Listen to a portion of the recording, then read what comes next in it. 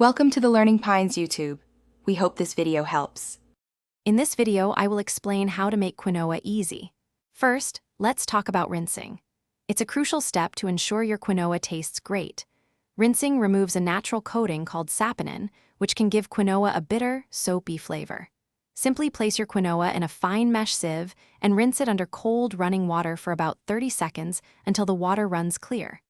This simple action makes a big difference in the final taste. Now, let's move on to the cooking process. For perfectly cooked quinoa, the ideal ratio is 1 part quinoa to 2 parts liquid.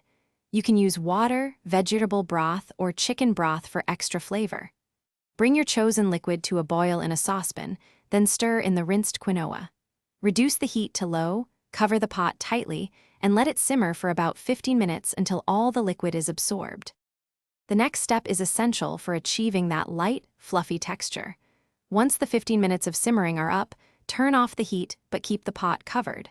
Let the quinoa rest for an additional 5 minutes. This allows the steam to finish cooking the grains and ensures they absorb any remaining moisture. Finally, remove the lid and gently fluff the quinoa with a fork before serving. To elevate your quinoa, consider these simple tips. For a nuttier flavor, you can toast the dry quinoa in a pan for about 2 minutes before adding your liquid. Instead of plain water, try using vegetable or chicken broth to add depth.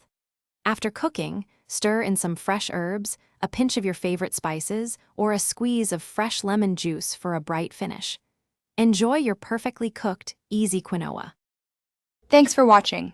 Consider subscribing if we helped you.